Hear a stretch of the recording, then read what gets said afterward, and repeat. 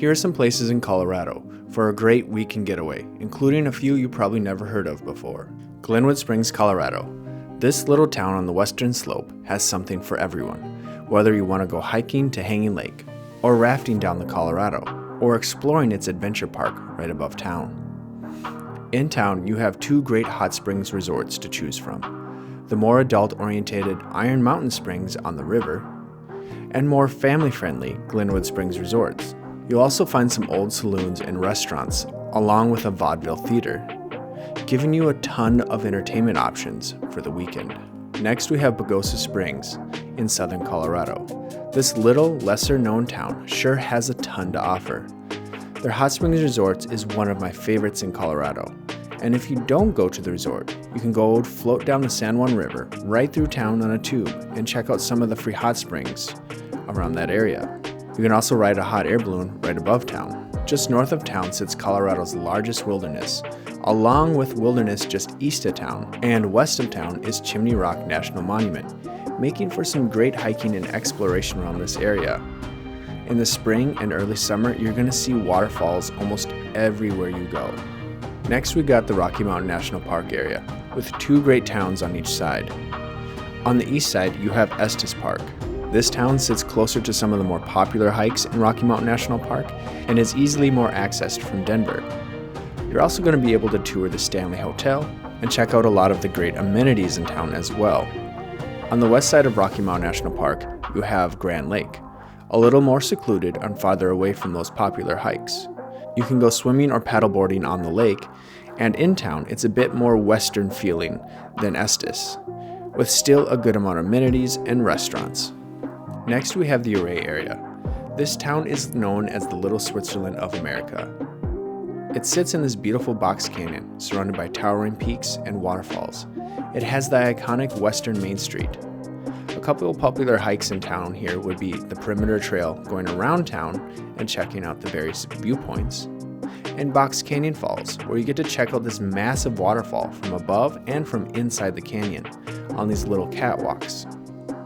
Around town you can do other activities like the Via Ferrata, where you use these iron rungs to traverse through the canyon, or hiking some of the popular trails like Mount Sneffels, a somewhat difficult 14er just west of town. You're also going to find some awesome fall colors, especially around the Ridgeway area, about 15 minutes north of Ouray.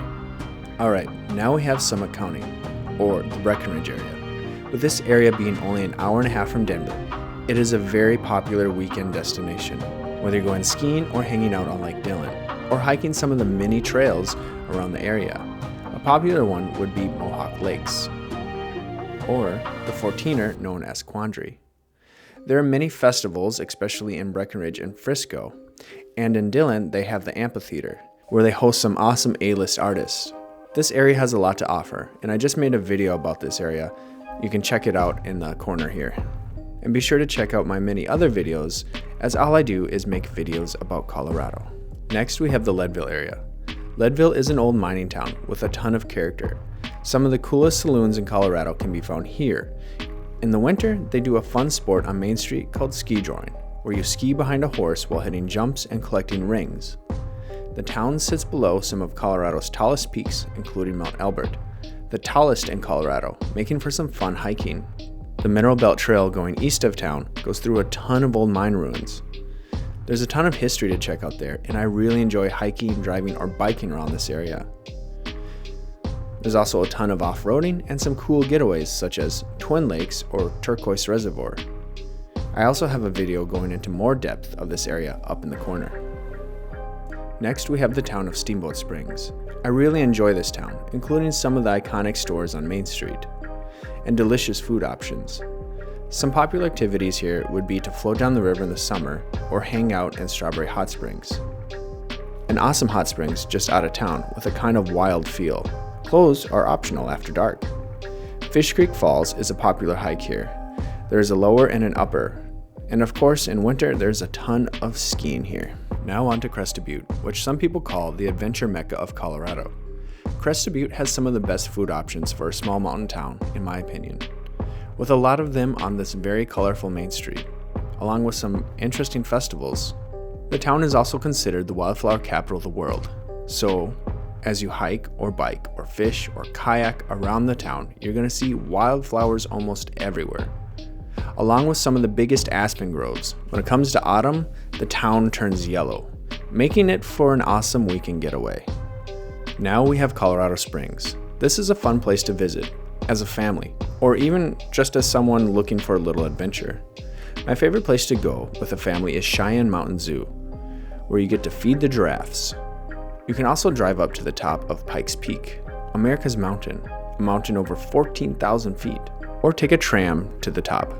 You can visit Garden of the Gods, a beautiful town park filled with these tall, rugged rocks sticking out of the green landscape.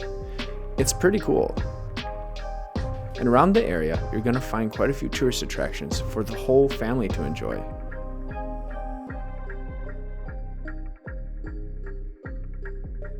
And last, we have the Denver-Boulder area. And not everyone in Colorado lives in this area, so some of us like to go down to Denver to get away.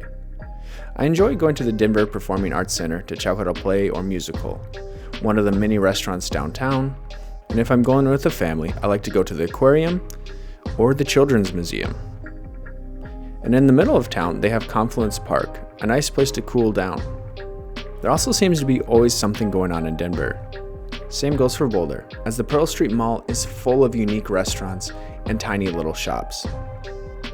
And you can always go for a hike in the Flatirons, Boulder's community park. I have videos going more into depth on a lot of these areas, so check out my channel, and thanks for watching.